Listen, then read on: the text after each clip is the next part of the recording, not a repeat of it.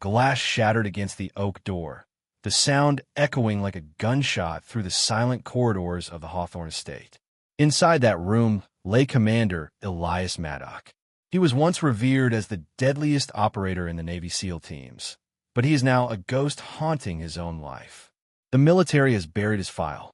The medical professionals have buried his spirit.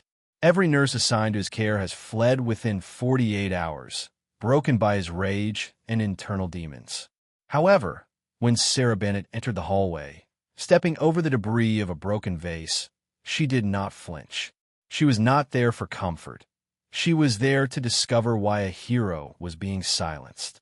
She had no realization that saving his life would require risking her own. The Seattle rain does not cleanse. It merely makes the grime slicker. Sarah Bennett watched her windshield wipers struggle against the downpour as she approached the iron gates of the Hawthorne estate. The structure was a fortress of stone and ivy, looming against the gray sky like a mausoleum for the living. She checked her reflection. Dark circles sat under eyes that had seen far too many trauma bays. Her hair was pulled back in a utilitarian bun, and a scar ran along her jawline, a souvenir from a violent patient in a county ER. She did not resemble the angels of mercy the agency typically sent to high-profile clients. She looked like a survivor. Sarah took a deep breath. She required this contract. The pay was triple the standard rate for private nursing, enough to settle the predatory loan her late father left behind and prevent the bank from seizing her childhood home. The gate buzzed open before she could even press the intercom. A private security detail, men in dark suits with earpieces and the rigid posture of ex-military, monitored her drive up the gravel path. When she parked, the front door was already open. A young woman in scrubs ran out, clutching a designer bag to her chest. She was sobbing, her makeup ruined. "I cannot do it," the girl screamed, nearly colliding with Sarah as she sprinted toward a waiting vehicle. "He is an animal. He is not a man. He is a monster." Sarah watched the car depart, gravel spraying her shins. She tightened her grip on her bag and ascended the steps. Waiting in the foyer was Dr. Leonard Harris. He was a short man in a pristine suit with a perfectly trimmed beard and eyes that shifted rapidly, assessing everything without truly focusing.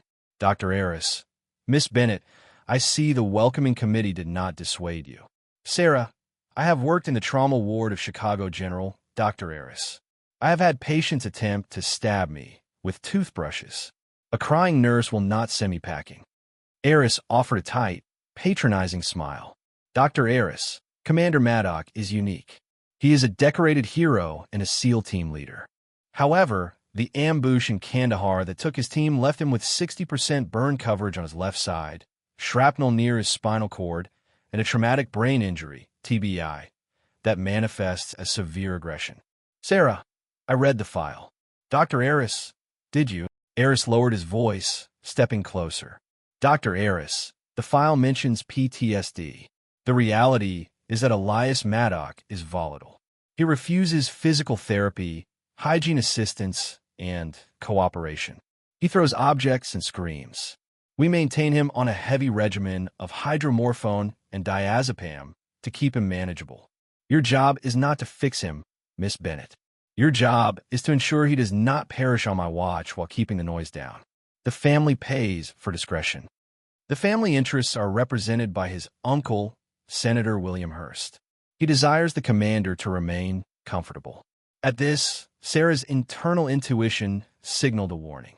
Senator Hurst was a prominent defense hawk, frequently appearing in the media to advocate for increased military spending.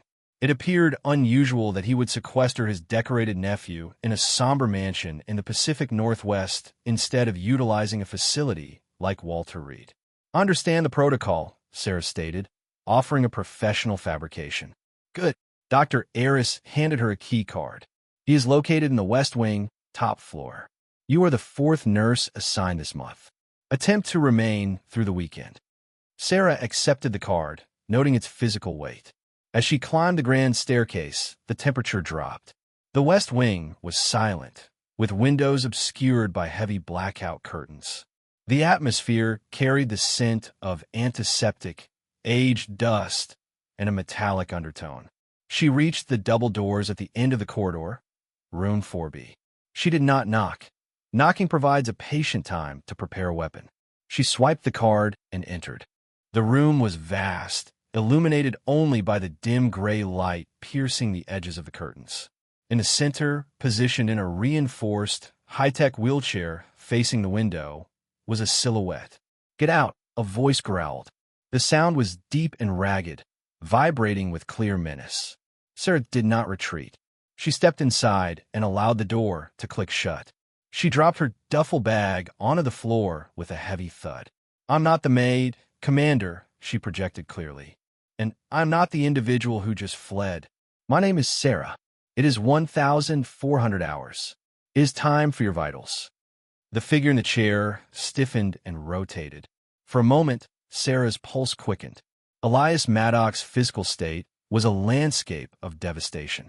The left side of his face consisted of grafted skin from severe fire damage. An eye patch covered his left eye, but his right eye, a piercing, icy blue, burned with a lucid and terrifying intelligence. Even seated, his physical presence was immense, his shoulders broad and tense. His right hand gripped the armrest until the leather creaked. "I said," Maddox whispered, "get out." "And I said," Sarah countered, "it is time for vitals." Sarah approached him, retrieving her stethoscope.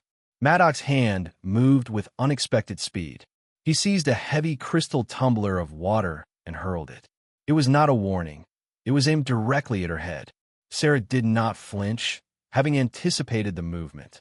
She dropped to one knee, letting the glass sail over her shoulder to shatter against the door frame. Shards of crystal fell onto the carpet. She remained on one knee for a beat, then stood, brushing glass from her scrub top. She maintained direct eye contact. "That was Waterford crystal," she remarked calmly. "Tacky, but expensive. Do you wish to throw the lamp next? Or may we proceed with your blood pressure?"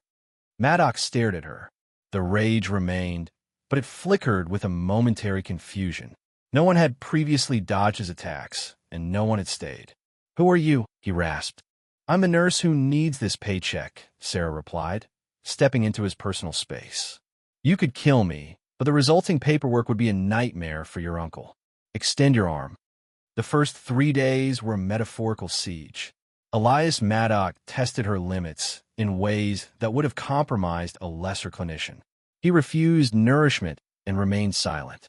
When she attempted to change the dressings on his burned grafts, a delicate and painful procedure, he would thrash and use his significant strength to shove her away. Sarah remained steadfast, focusing on the clinical requirements of his recovery despite his active resistance. Sarah had experience managing volatile patients in the ER. She understood the mechanics of physical leverage. When Commander Maddox attempted to shove her, she used his own momentum to pin his arm safely to the chair, maintaining the hold until he ceased struggling. "You are injuring yourself, Elias," she stated on the second night. They were struggling over a gauze pad. "If these grafts become infected, you will go septic. If that happens, they will transport you to a hospital. Do you wish to be paraded before the press in a medical gown?" He stopped fighting, his chest heaving. "Do not call me Elias," he rasped. "Then stop acting like a child, Commander," she replied. Sarah finished the dressing change in silence. His skin was hot, the grafts appearing inflamed.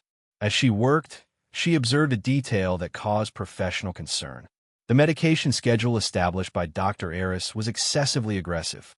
Every 4 hours, an automated pump administered in 4-drip. The device was secured with a biometric code, accessible only by Aris and the head of security.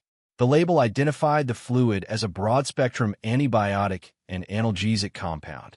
However, Sarah was familiar with the scent and viscosity of standard antibiotics. The clear liquid in the bag did not match those characteristics. Each time the machine activated, Maddox's eyes would glaze over. The sharp, intelligent blue would turn muddy, his speech would slur, and his coordination would vanish. On the 4th morning, Sarah was in the kitchen preparing a protein shake.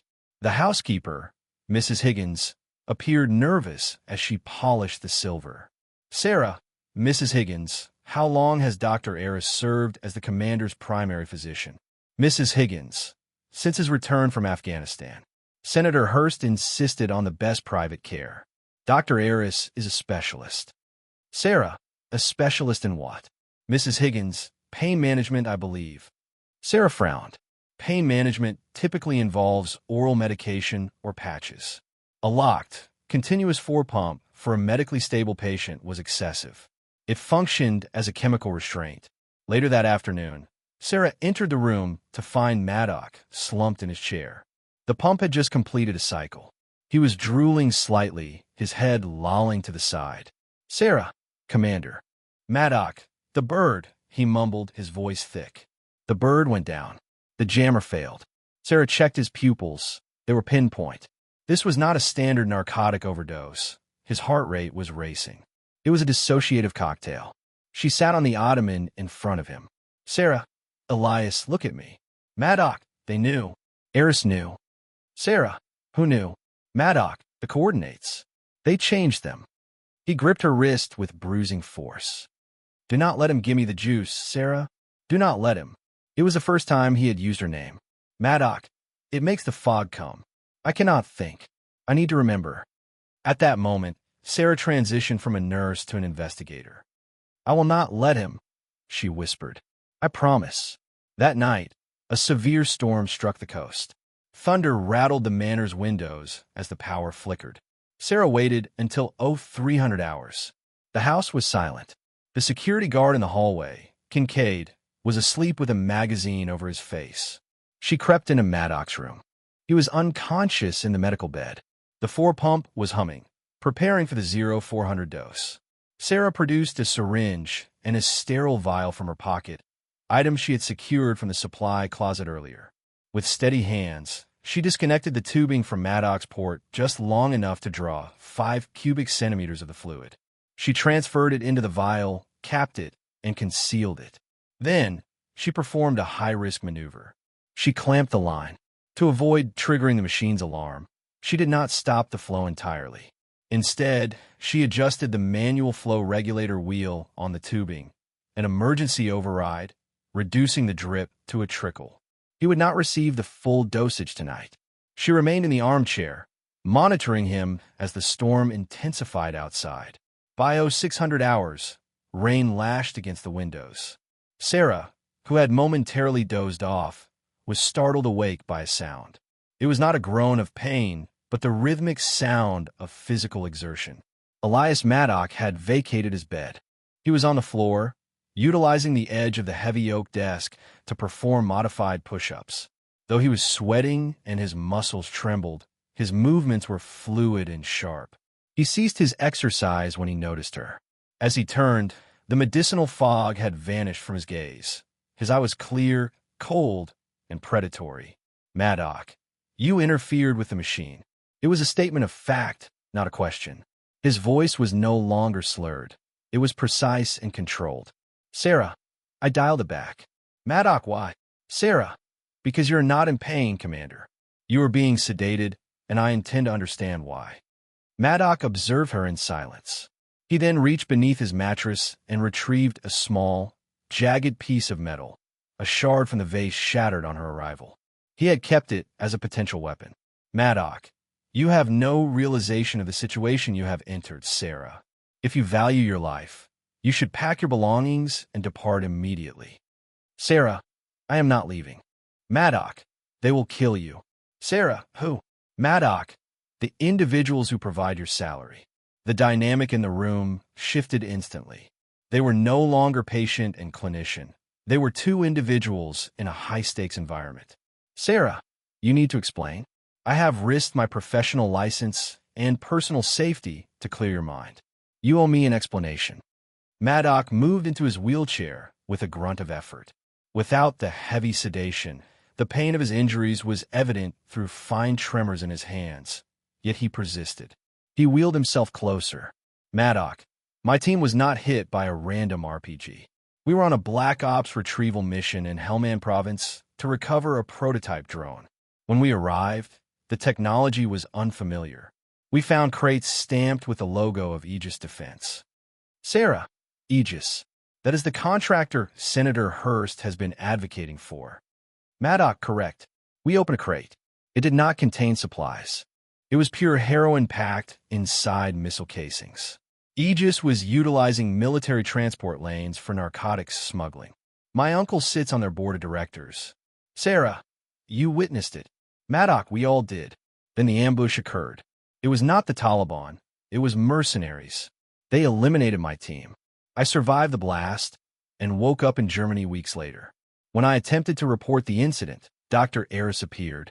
He claimed I was delusional and that the TBI had compromised my memory. He then initiated this therapy regimen. Sarah, the 4. It is a hallucinogen mixed with sedatives. The realization settled in. The medical treatment was not designed for recovery, but for the systematic suppression of a witness to high-level corruption. They are maintaining your state of instability so no one believes your testimony, and keeping you physically weak so you cannot escape. Maddox looked at his hands. I have attempted to build strength during my brief lucid windows, but they were becoming shorter until last night. Sarah paced the room. We must evacuate you from this location. We need to contact the police. Maddox responded with a dry, bitter laugh. The police. The chief of police is a personal associate of my uncle. The security team downstairs are Aegis contractors. We are in a prison, Sarah. Then we contact the FBI, she countered. The phone lines are monitored. There's a cell jammer in the library. That is why your mobile service is non-functional here. Sarah checked her device. There was no signal. She felt the environment becoming increasingly restrictive. Narrator. Sarah's mind raced, falling back on her clinical triage training. Assess, prioritize, and act. If we cannot call out and we cannot drive past the gate guards, we must send a signal. No, madok interruptive. I need access to the safe. What's safe? In my uncle's study, located in the East Wing. He maintains leverage on everyone. If I can obtain proof of the Aegis connection, I can expose him. But I cannot reach it. There are cameras, motion sensors, and my mobility is severely limited. Sarah looked at the scarred man. You cannot walk. But I can. Absolutely not. That is suicide. You said it yourself, Elias. If I stay, I am at risk regardless. Once they discover I tampered with the 4, Eris will realize I am aware of their activities. Sarah produced the vial of fluid. I have evidence of the chemical restraint. Now we require the motive. Maddox looked at her with a combination of awe and concern. You are being reckless. I am a nurse, she replied with a tight smile. We are all a bit resilient. Maddox grabbed her hand, his tone commanding. Listen to me. The study is on the ground floor past the library. The safe is positioned behind the portrait of his wife. It uses a digital keypad.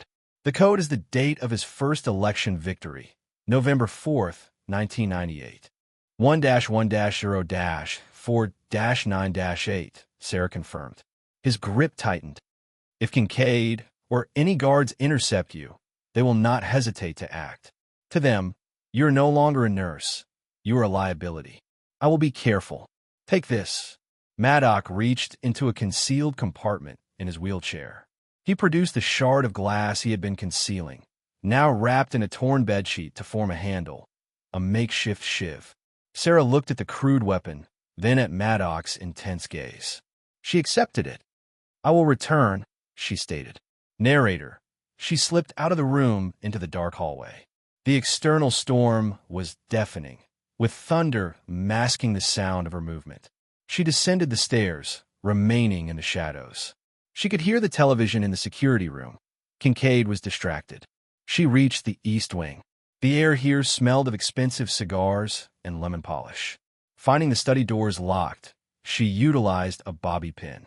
While not a professional, she had bypassed simple locks before. After 3 minutes, the lock clicked. She entered, closing the door behind her and using her phone screen for light. Behind the portrait of a stern-looking woman, she found the safe. She entered the code 1-1-0-4-9-8. The light turned green. Inside were stacks of currency and a black ledger. She seized the ledger and opened it to a random page. Payment, Aegis Logistics, $4. 5 million. Shipment, Farm equipment, Hellman. Bingo, Sarah whispered. Suddenly, the room's lights flooded on. Sarah spun around, clutching the ledger to her chest. Dr. Eris stood in the doorway. He was no longer smiling. In his hand, he held a syringe. Behind him stood Kincaid, holding a crackling taser. Dr. Eris, I advised you, Miss Bennett, to simply keep him comfortable. You really should have listened. Sarah backed against the desk, her hand gripping the glass shiv in her pocket. Sarah, he knows. He knows everything. Dr. Eris, he is a brain-damaged invalid, Eris sneered. And you are merely a drug-addicted nurse caught stealing from a wealthy patient who tragically overdosed. The authorities will find the needle in your arm. It is a sad story, really. Kincaid stepped forward. Sarah realized with a jolt of terror that this was a life-threatening moment. Then, a low mechanical whirring sound cut through the tension. Eris and Kincaid turned toward the corridor. A figure emerged from the shadows. It was Elias Maddock. He was not in his wheelchair. He was standing. He leaned heavily against the doorframe, his legs shaking and sweat pouring down his face. His hospital gown was torn, and he looked like a man risen from the depths. In his hand, he held the heavy iron four-pole he had ripped from the wall. Maddock, step away from her. Eris laughed nervously. Look at you, Elias. You can barely stand. You believe you can fight us. Maddock took a step forward. His leg dragged, but he did not fall. Maddock, I do not need to fight you. I only need to stop you. The silence following Elias's threat was shattered by Kincaid. The security guard, a man of immense physical stature, barked with incredulous laughter. He did not see a Navy SEAL commander. He saw a weakened man in a hospital gown.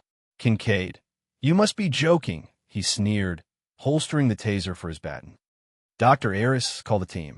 I will put it back in bed. I might have to break his other leg to keep him there. Eris retreated into the hallway to reach for his radio. Kincaid lunged with the speed of an experienced combatant. He swung the baton in a vicious arc aimed at Elias's ribs. Elias did not attempt to dodge. He lacked the agility. Instead, he dropped his weight to his knees. The baton whistled harmlessly over his head, striking the doorframe with a loud crack. In the same motion, Elias thrust the iron base of the four-pole forward. The weighted wheels slammed into Kincaid's shinbone. A dry snap echoed through the room. Kincaid howled, his balance failing. Elias used the pole to hook Kincaid's ankle and jerked it backward. The guard hit the floor hard, the air knocked out of him. Maddock, Sarah the gun. Narrator, Sarah did not hesitate. Her adrenaline finally found a release. She saw the Glock 19 tucked into Kincaid's waistband and lunged for it.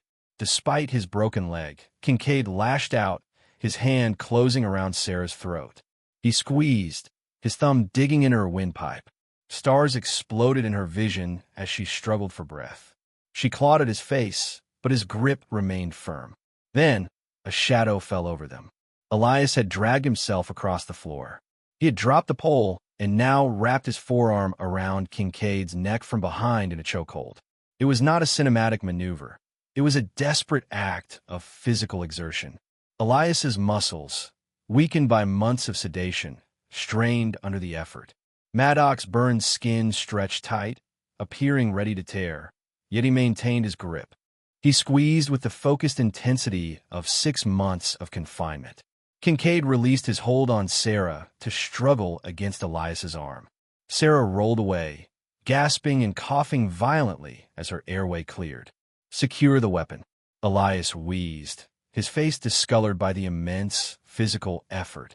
Sarah scrambled across the floor, seized the pistol, and aimed it at Kincaid. Her hands shook uncontrollably. Release him, she shouted, though it was actually Elias who held the advantage. Kincaid's resistance weakened until his eyes rolled back, and 10 seconds later, he went limp. Following a strict safety protocol, Elias maintained the hold for an additional 5 seconds before pushing the unconscious body aside. He collapsed, his chest heaving and sweat soaking his gown. Fresh blood began to seep through the bandages on his side. Sarah dropped the firearm and moved to his side. Elias, your stitches have torn.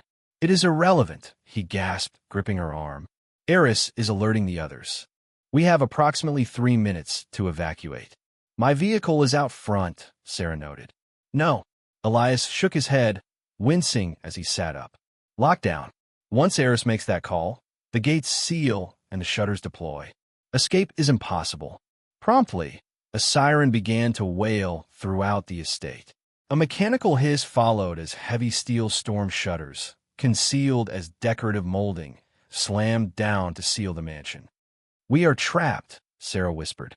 No, Elias replied, his gaze sharp with cold calculation. They're trapped in here with us. Assist me. Sarah looped his arm over her shoulder. He was heavy, a mass of muscle and bone, but she gritted her teeth and hoisted him. Together, they exited the study. Narrator, where are we going? Sarah asked.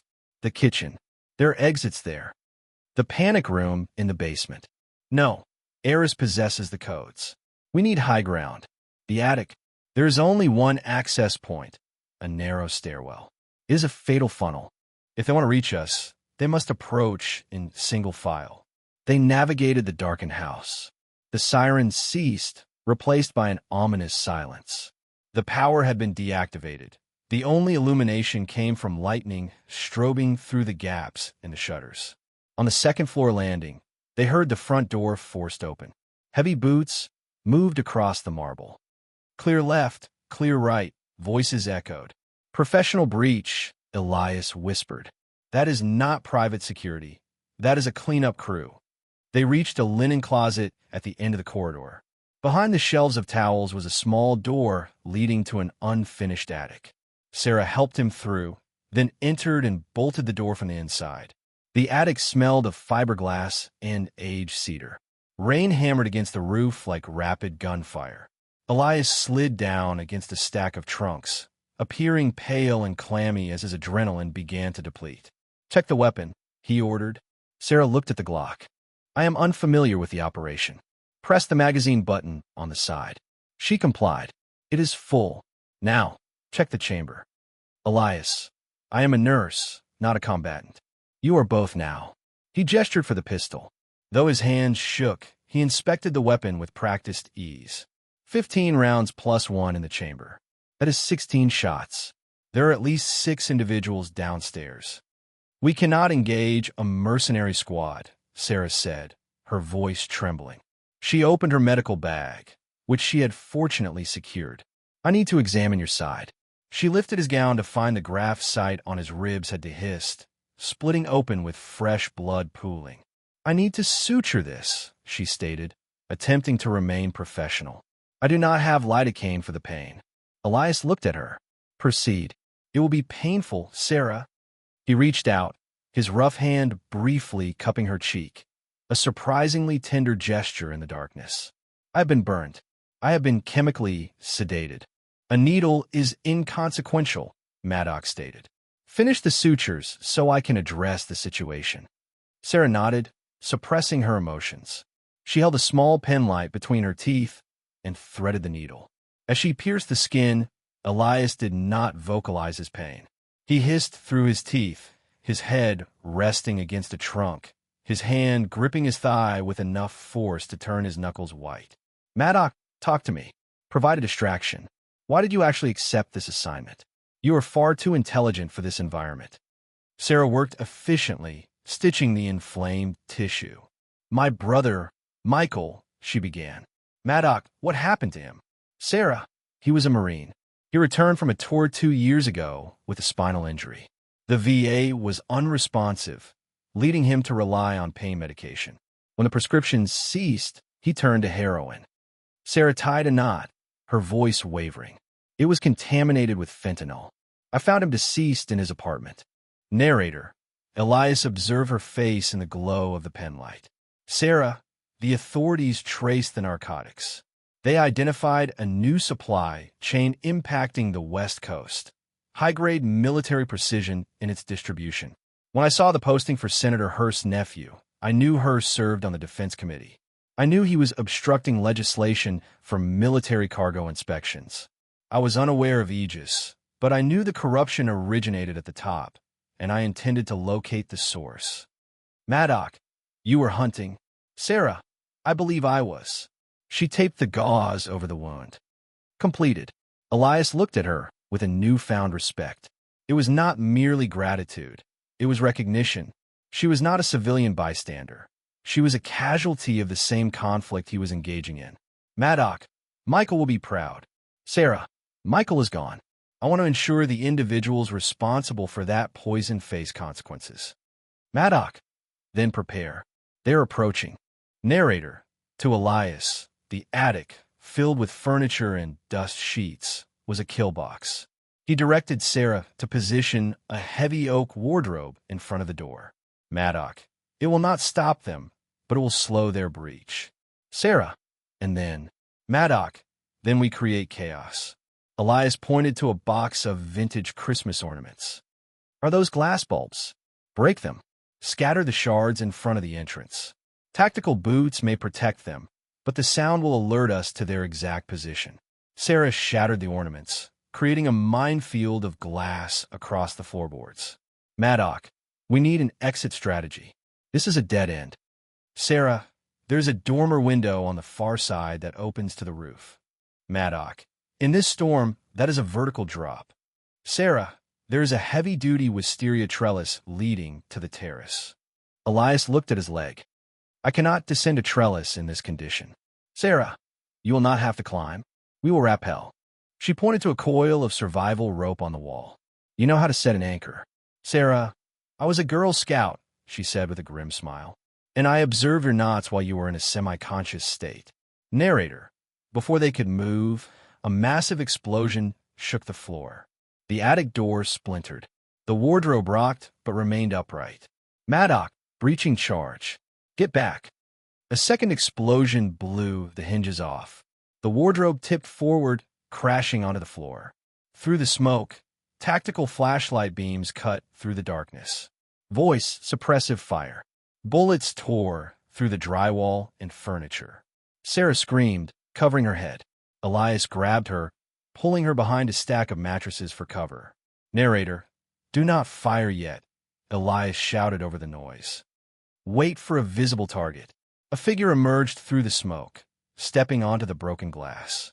The audible crunch provided their position. Elias lacked a firearm, but he retained the element of surprise. He seized a heavy container of paint thinner from a nearby shelf, a remnant from a past renovation, and hurled it into the darkness. It struck the lead mercenary in the chest. Flash out, Elias yelled, feigning the use of flashbang. The mercenary flinched. Sarah rose from behind the mattress. Without precise aiming, she directed the Glock toward the light and fired twice. The recoil was significant, and the shots were wide. One struck a wooden beam, and another shattered a mirror, but the objective was met. The mercenaries sought cover. Narrator, move to the window, Elias commanded. He threw a heavy antique lamp toward the soldiers to suppress their movement. Sarah reached the window, released the latch, and pushed it open. Wind and rain immediately flooded the attic. She secured the rope around a structural beam. You go first. Sarah yelled. No, Elias countered. You are the liability right now, Elias. Get down so you can provide cover. He recognized the validity of her statement, though it wounded his pride. He fashioned a hasty body rappel harness with the rope and exited the window. The descent was agonizing. His burned side scraped the shingles and his injured leg dangled, but his upper body strength held. He landed on the terrace with a wet thud, rolling to absorb the impact. Sarah, go, he signaled. Narrator, Sarah was exiting the window when a hand seized her ankle. She kicked back, connecting with a face, Dr. Eris. The doctor had followed the team up. Without his glasses and his face contorted in a snarl, he dragged her back inside. You ruined everything, Eris shrieked. Sarah lost her grip and fell onto the attic floor. The handgun slid into the shadows. Eris pinned her, his hands closing around her throat. While not a soldier, he was driven by the terror of failure. I will kill you. I will fix this, Eris screamed. Sarah struggled for breath, her hand searching the floor. Her fingers touched cold metal, the paint thinner container Elias had thrown. The lid had detached. She swung it upward, splashing the chemical liquid into Eris's eyes. He shrieked. releasing her to claw at his burning face. Sarah immediately scrambled away and launched herself out the window. Narrator. She descended the rope, ignoring the friction burn on her palms. She landed hard on the terrace, twisting her ankle. Elias was there instantly to assist her. "Eris," he asked. Blinded, she gasped. "Good. Let's move." They entered the garden as the storm peaked. Thunder drowned out the shouts from the attic above. "Where to now?" Sarah asked. "The greenhouse." Elias pointed to a glass structure at the property's edge. "We need to flank them, and I require a weapon." They limped toward the greenhouse. Inside, the sound of rain on the glass was deafening, the air humid with the scent of earth. Elias moved to the tool shed. He secured pruning shears and a long-handled shovel. He broke the shovel handle over his knee, creating a heavy wooden club. "Primitive," he muttered, testing the weight. "But effective." "Elias," Sarah whispered, gripping his arm. "Look."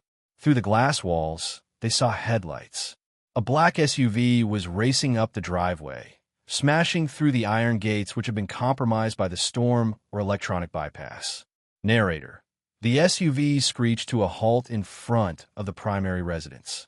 A man emerged, wearing a trench coat and holding an umbrella that appeared insufficient against the gale. "Is that?" Sarah squinted through the rain. "Senator Hurst," Elias replied, his voice dropping to an absolute zero. Hurst did not trust Eris to complete the task. He was shouting at the mercenaries currently exiting the house, appearing visibly furious. "This concludes tonight," Elias stated. "We cannot escape, Sarah. They have secured the perimeter. If we retreat into the woods, they will track us with thermal optics. Therefore, we must fight." "No," Elias corrected, looking at her. "We finished the mission. The jammer is in the library, correct?" "Yes." "The mercenaries are outside, focused on Hurst. The house is currently unoccupied." Narrator. It was a high-risk plan, looping back into the structure they had just fled. The library was located on the ground floor. "Elias, if we deactivate the jammer, can you use your mobile device to broadcast the evidence?" "Sarah, I can email the ledger photographs to the FBI, the media, and various authorities. It requires only one click. Then let us re-enter." They accessed the house through the servants' entrance in the kitchen. The mansion felt different now, hollowed out. The mercenaries were sweeping the grounds, operating under the assumption that their targets had fled into the forest. They moved silently through the corridors. Elias was slowing down. His adrenaline had faded, replaced by pure grit. He was leaving a trail of blood on the marble floor. They reached the library, a grand, two-story room lined with books. In the center, on a mahogany table, sat a black device with blinking red lights. "The jammer," Sarah identified. She checked her phone. There was still no service. She approached the device. "It is military grade. I cannot simply deactivate it. It is keyed." "Destroy it," Elias directed, leaning against the doorframe to monitor the hall. Sarah seized a heavy bust of Julius Caesar and struck the device. Plastic shattered and sparks flew. She checked her phone again. "I have 1 bar of LT. I have a signal." Narrator. Sarah opened her email application. The draft was prepared. Photographs of the ledger, images of the heroin crates described from Elias's memory, notes, and a video testimony she had recorded of Elias in the attic. The recipients included the Washington Post, the FBI tip line, and CNN. Her finger hovered over the send button. "Do not do it." The voice originated from the shadows of the upper balcony. Sarah froze.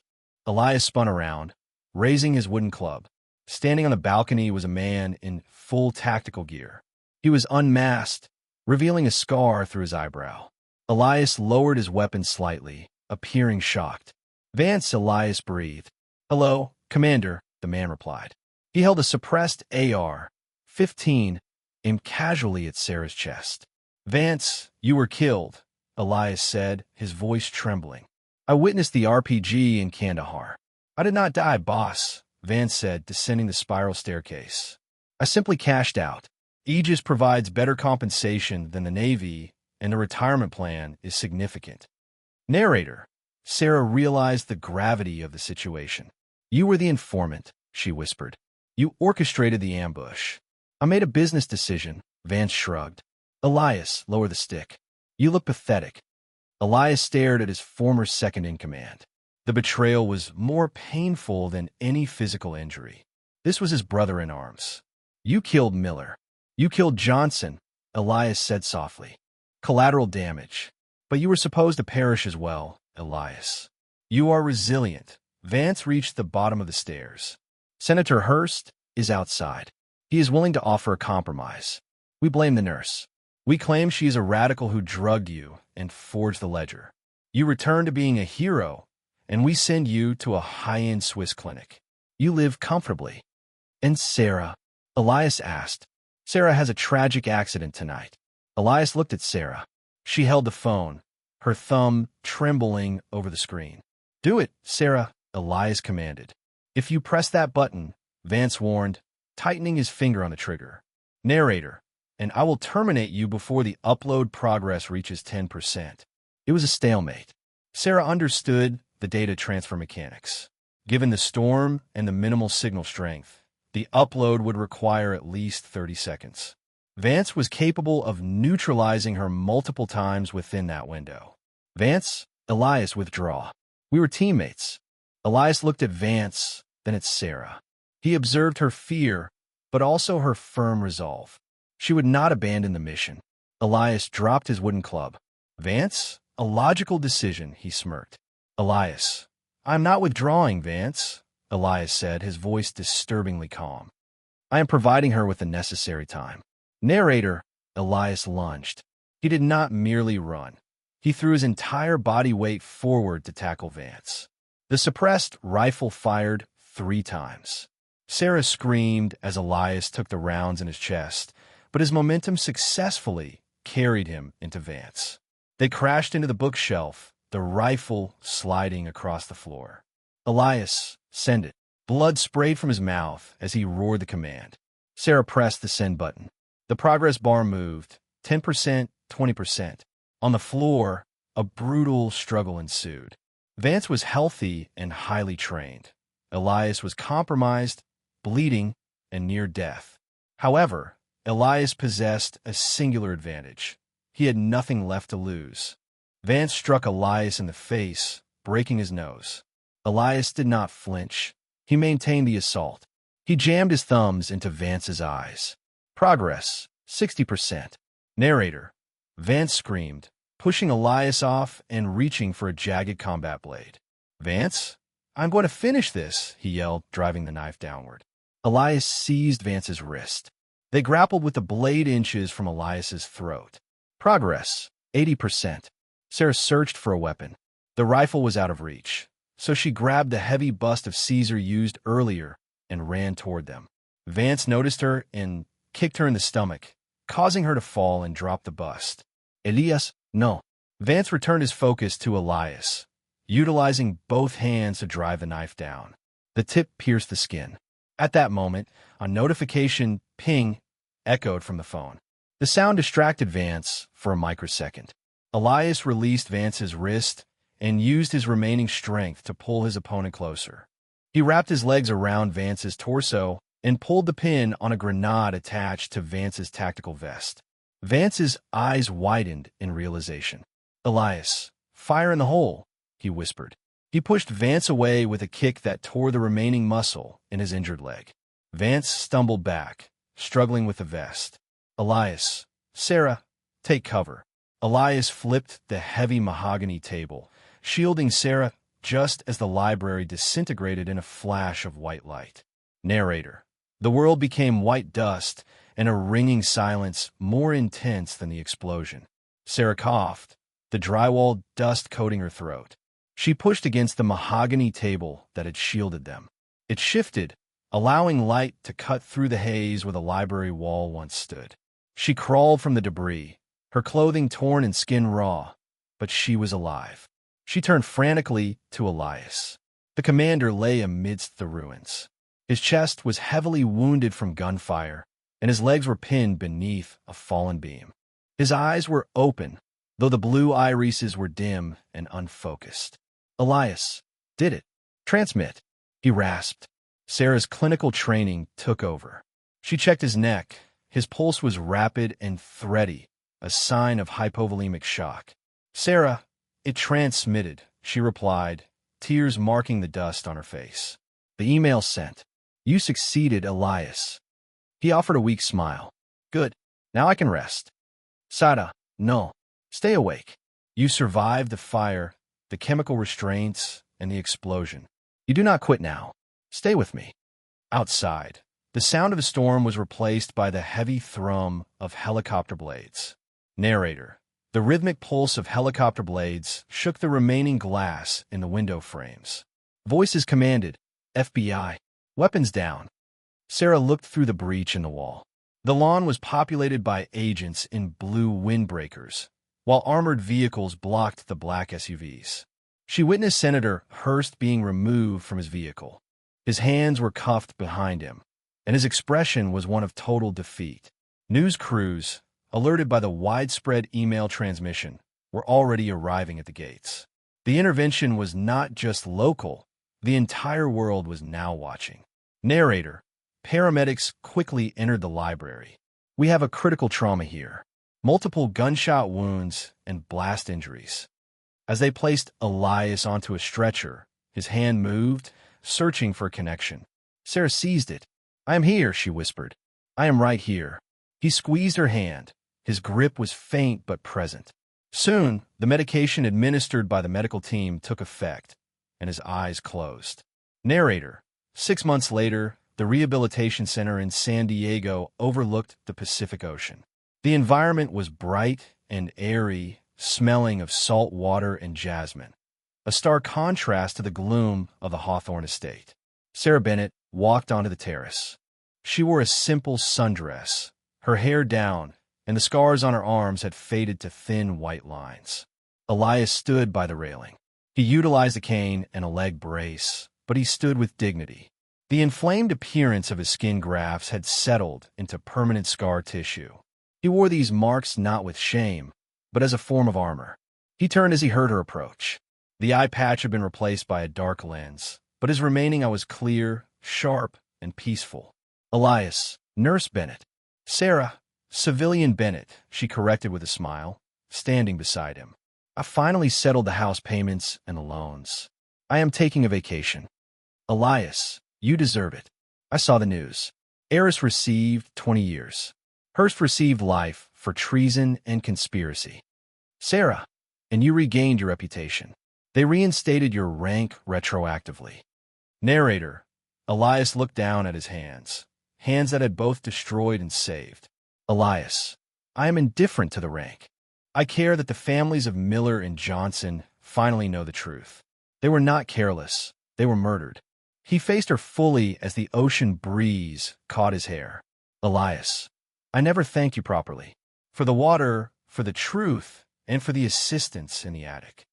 "Sarah, you saved my life, Elias." "Elias, you returned mine to me." He reached out and brushed a stray hair from her face. The connection between them was undeniable, forged through shared adversity. It was more than gratitude. It was the unspoken bond of two individuals who had survived a significant trial together.